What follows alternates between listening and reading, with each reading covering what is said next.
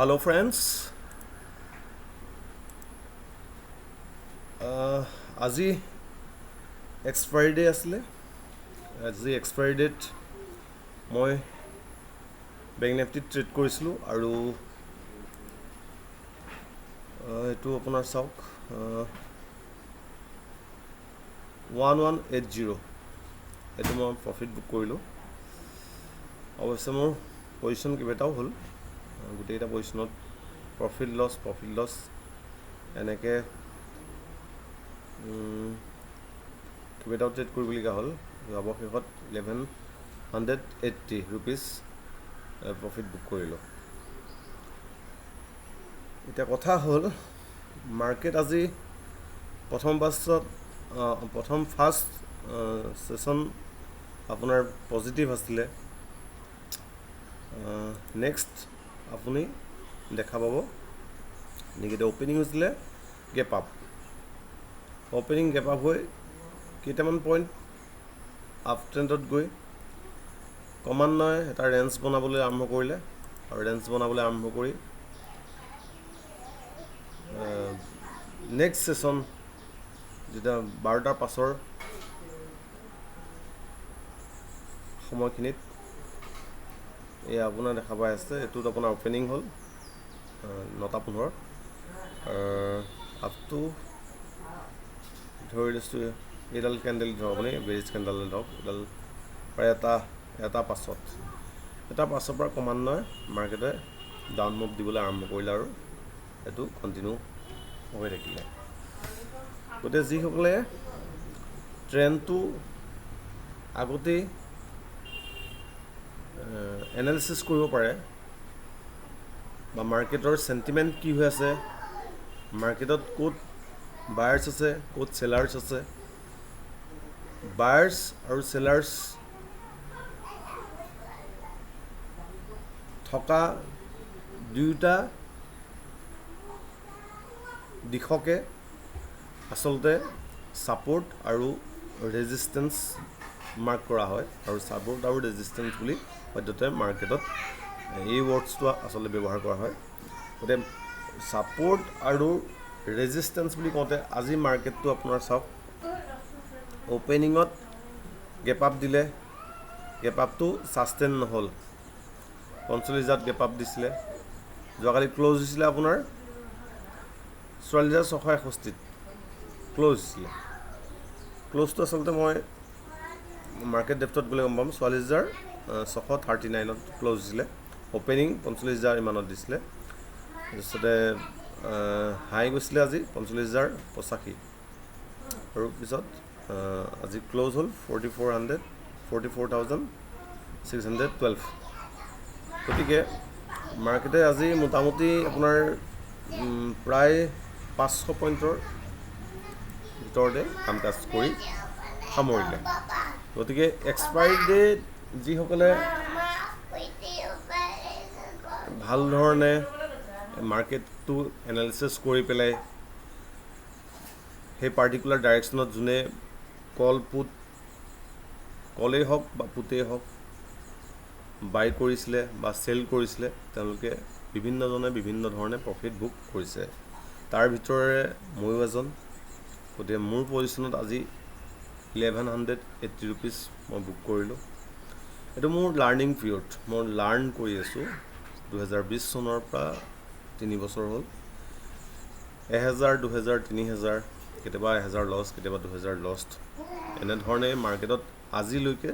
Survive কৰি আছোঁ আৰু ষ্টক মাৰ্কেটত যিসকলে ছাৰ্ভাইভ কৰিব পাৰিব তেওঁলোকে ছাকচেছফুল ট্ৰেডাৰ হিচাপে এদিন পৰিগণিত হ'ব ইয়াত আপোনাৰ বিভিন্ন ধৰণৰ ফেজ দেখা পোৱা যায় গতিকে কেতিয়াবা আপুনি টোটেলি আপোনাৰ চেণ্টিমেণ্ট মাৰ্কেটখনৰ চেণ্টিমেণ্ট আপুনি নিগেটিভ কণ্টিনিউৱাছলি দেখা পাব কেতিয়াবা গোটেই সপ্তাহটো দেখা পাব কেতিয়াবা আকৌ পজিটিভ চেণ্টিমেণ্ট দেখা পাব আৰু বহু ধৰণৰ গ্ল'বেল কিছুমান কিউজৰ কাৰণেও মাৰ্কেট কেতিয়াবা পজিটিভ ডাইৰেকশ্যনত থাকে কেতিয়াবা নিগেটিভ ডাইৰেকশ্যনত থাকে মানে ইয়াত যিসকলে ট্ৰেড কৰে তেখেতসকলৰ মাৰ্কেটখন প্ৰেডিক্ট কৰে বা এনালাইচিছ কৰে আৰু এনালাইচিছ কৰি পেলাই তাৰ পৰা যিটো ভিউ ওলায় সেই ভিউটো ওপৰত বেছ কৰি পেলাই তেওঁলোকে কল পুট কিনা বেচা কৰে গতিকে ইয়াত এখন আমি যিহেতু চাৰ্ট দেখা পাওঁ এই চাৰ্টখনত যিহেতু কিছুমান কেণ্ডেলছ ইয়াত ফৰ্ম হয় আৰু কেণ্ডেলবিলাক আমি ৰিড কৰোঁ লাইভ মাৰ্কেটত আমি ৰিড কৰোঁ আৰু ৰিড কৰি পেলাই তাৰ পৰা আমি যিটো মানে ভিউ পাওঁ সেই ডাইৰেকশ্যনত আমি মাৰ্কেটৰ ট্ৰেণ্ডতে আমি যাব চেষ্টা কৰোঁ ইয়াত আচলতে এইটো হ'ল প্ৰবেবিলিটিৰ খেল আচলতে গেম অফ স্কিল প্ৰবেবিলিটি সদ্যহতে আপুনি যিকোনো যেতিয়া ট্ৰেড এটা ল'ব ট্ৰেডটোত আপুনি কি লছ আপুনি বুক কৰিব সেইটোহে আপুনি ৰিস্কটো মানে সেইটো মেনেজমেণ্ট কৰিব লাগিব আপুনি যে 30 পইণ্টৰ আপুনি ৰিস্ক ল'ব 40 পইণ্টৰ ৰিস্ক ল'ব কিন্তু প্ৰফিট আনলিমিটেড হ'ব পাৰে সেইটো আপুনি আগতীয়াকৈ কৈ দিব নোৱাৰে যে মই আজি ইমান টকা প্ৰফিট কৰিম 1000 কৰিম বা 2000 কৰিম ইয়াত আপুনি লছ কিমান বুক কৰিব সেইটোহে আচলতে আগতীয়াকৈ আপুনি মাৰ্কেটত এণ্টাৰ কৰা ট্ৰেড ইনিচিয়েট কৰাৰ আগতে আপুনি এইটো কনফাৰ্ম হ'ব লাগিব সেইটো মানে মানি মেনেজমেণ্ট বা ৰিস্ক মেনেজমেণ্ট বুলি কোৱা যায় এছএল আপুনি প্ৰপাৰ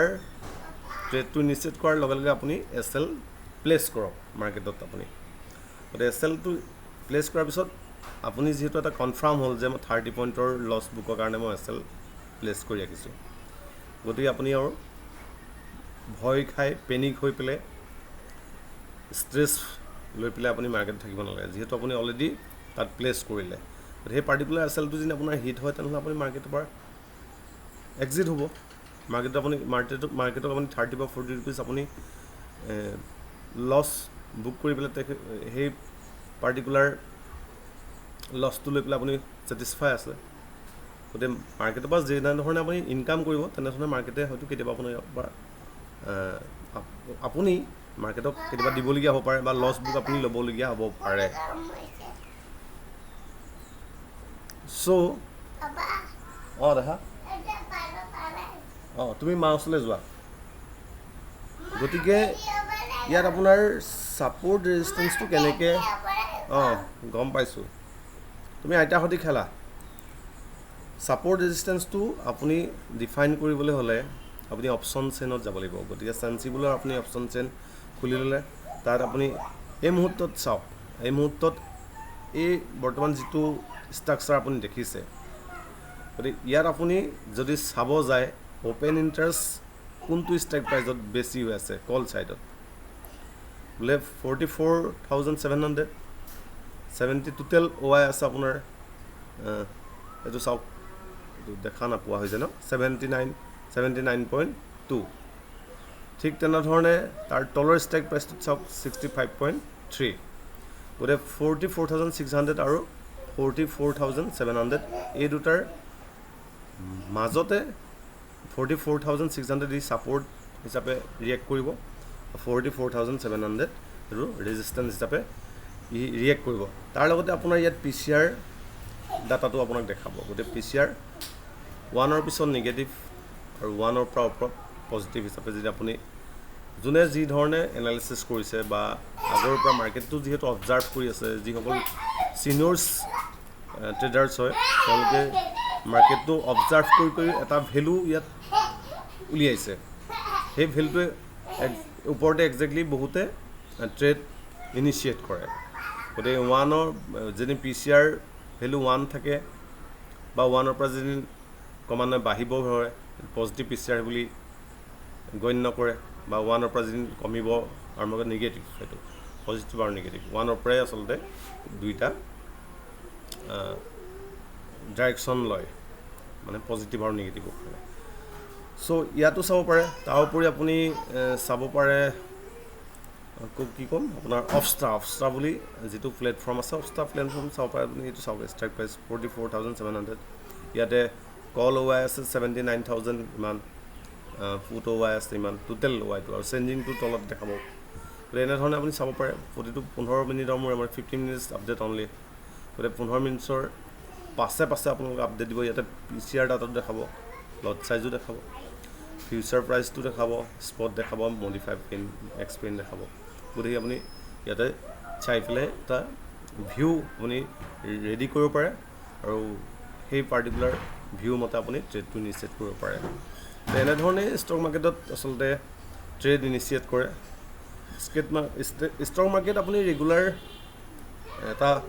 ইনকাম কৰিব পৰা আপোনাৰ এটা ৰাস্তা। ইয়াত বহুত ধৰণৰ অপৰচুনিটি আপুনি যিকোনো মুহূৰ্তত পাব।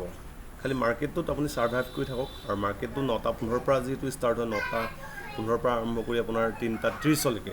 গতিকে 3:20লৈকে আপুনি মাৰ্কেটত কিনা বেচা কৰিব পাৰিব। চ' ইমান ডিফিকাল্ট নহয়, ইমান ৰকেট চায়েন্স নহয়। ইয়াত আপুনি বাই কৰিব লাগে আৰু চেল কৰিব লাগে, আপোনাৰ কাম সিমানেই। তাৰ উপৰি আপুনি ট্ৰেণ্ডটো আপ ট্ৰেণ্ডত আছে নাই, মাৰ্কেটটো নাই ডাউন ট্ৰেণ্ডত আছে, সেই পাৰ্টিকুলাৰ ভিউটো আপুনি মাৰ্কেটৰ চাৰ্টখন চাই আপুনি এনালাইচিছ কৰি ল'লে আৰু সেই ধৰণে আপুনি কল বা পুট আপুনি বাই কৰি পেলাই ট্ৰেডটো আপুনি ইনিচিয়েট কৰিলে। তাৰপিছত প্ৰফিট আৰু লছটোৰ কাৰণে আপুনি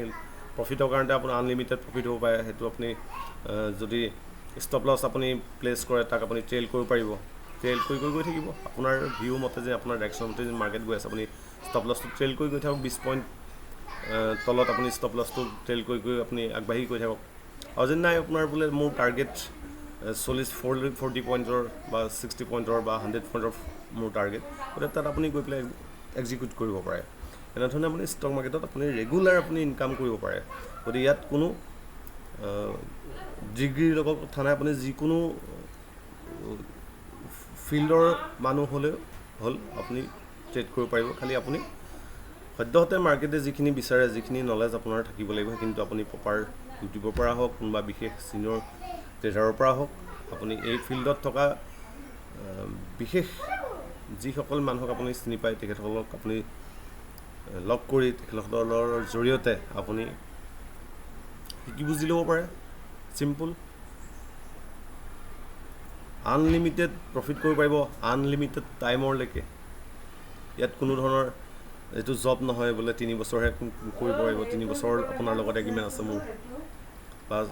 চৰকাৰী জব হ'লে বোলে 35 ইয়াৰ্ছ আপুনি কৰিব লাগিব। 35 ইয়াৰ্ছৰ পাছত আপুনি ঘৰত ৰিটায়াৰমেণ্ট লৈ ঘৰত বহিব লাগিব। এই মাৰ্কেটখনত আপুনি লাইফ টাইমৰ কাৰণে আপুনি বিজনেছ কৰিব পাৰিব। ষ্টক মাৰ্কেটত আপুনি যদি বিজনেছ হিচাপে আপুনি লয়, ৰেগুলাৰ আপুনি এটা প্ৰফিট বুক কৰক, ডিপজিট কৰি যাওক, বা আন কিবা কামত আপুনি ডাইভাৰ্চিফাই কৰক। এনেধৰণে আপুনি এটা কম্পাউণ্ডিং ইনকাম কৰিব পাৰিব। বা আপুনি কি বুলি ক'ম, লং টাৰ্মৰ কাৰণে আপুনি ইনভেষ্ট কৰিব পাৰে, শ্বৰ্ট টাৰ্মৰ কাৰণে কৰিব পাৰে, চুইং ট্ৰেড কৰিব পাৰে, ইণ্টাৰডে কৰিব পাৰে। আমিতো সদ্যহতে ইণ্টাৰডে কৰোঁ। ইণ্টাৰডে কৰি পেলাই আমাক খুব সোনকালে পইচা লাগে, গতিকে আমি ইণ্টাৰডে কৰোঁ। আৰু যিসকলৰ কেপিটেল বেছি আছে, মিনিমাম পাৰ্চেণ্টেজ এটা তাৰ পৰা ওলালেই হ'ল, তেওঁলোকে আপোনাৰ ইনভেষ্টিং কৰক। গতিকে বেংকত টকা জমা কৰি থৈ আৰু ষ্টক মাৰ্কেটত কোনোবা কোম্পেনীত আপুনি ইনভেষ্ট কৰি থোৱা, কথাটো একেটাই কথা। যে কোম্পেনীয়ে ভাল পাৰফৰ্মেঞ্চ কৰিলে আপোনাৰ পইচাও গ্ৰ' হ'ব। গতিকে ঠিক তেনেধৰণে ফিনেন্সিয়েল ছাইডটো আপোনালোকে অলপ টনকিয়াল কৰিবলৈ চেষ্টা কৰক। আমাৰ যুৱ প্ৰজন্ম আজিৰ ডেটত কাম নাই, ঘৰত বহি আছে, চাকৰি নাই, ব্যৱসায় কৰিবলৈ পইচা নাই বুলি কয়। মিনিমাম পইচা এটা লৈ আহিলেই ষ্টক মাৰ্কেটত আপোনালোকে ব্যৱসায় কৰিব পাৰিব, আৰু ইয়াৰ পৰা আপুনি ফলাফল নিশ্চয়কৈ পাব, যদি আপুনি প্ৰপাৰ ৰিস্ক মেনেজমেণ্ট, ডিচিপ্লিন, নিজৰ এটা ছেটআপ যদি আপুনি তৈয়াৰ কৰি লয়। কেইটামান পইচাৰ প্ৰয়োজন আছে। তাৰোপৰি আপুনি পাৰ্টিকুলাৰ ডেইলি ৱেজাৰ্ছসকলে যেনেধৰণে দিনটোৰ কৰ্ম কৰি পেলাই যিটো তেওঁলোকে প্ৰাপ্য পায়, সেই প্ৰাপ্যটো আপুনি ইয়াতেই ঘৰতে বহি ৰ'দ বৰষুণত নিতিতাকৈ নিজৰ মোবাইলটোৰ জৰিয়তে, নিজৰ লেপটপটোৰ জৰিয়তে আপুনি মাৰ্কেটত যিকোনো এটা বস্তু বেচা কিনা কৰি পেলাই আপুনি প্ৰফিট বুক কৰি পেলাই সুন্দৰ ধৰণে জীৱন যাপন কৰি থাকিব পাৰে। গতিকে এইখিনিয়ে ক'বলগীয়া আছিলে। আজি মোৰ প্ৰফিটটো আপোনালোকক মই দেখালোৱে। গতিকে এনেধৰণে প্ৰফিট কৰি থাকিব পাৰিব সকলোৱে যদিহে সুন্দৰভাৱে ষ্টক মাৰ্কেটৰ বিষয়ে জানি বুজি লয়। গতিকে আজিলৈ ইমানতে এৰিছোঁ ভিডিঅ'টো। নিশ্চয়কৈ আকৌ প্ৰফিট বুক কৰিলে নিশ্চয়কৈ ভিডিঅ' আপলোড কৰিবৰ কাৰণে ভিডিঅ' আকৌ বনাম। গতিকে আজিলৈ ইমানতে ৰাখিছোঁ। ধন্যবাদ।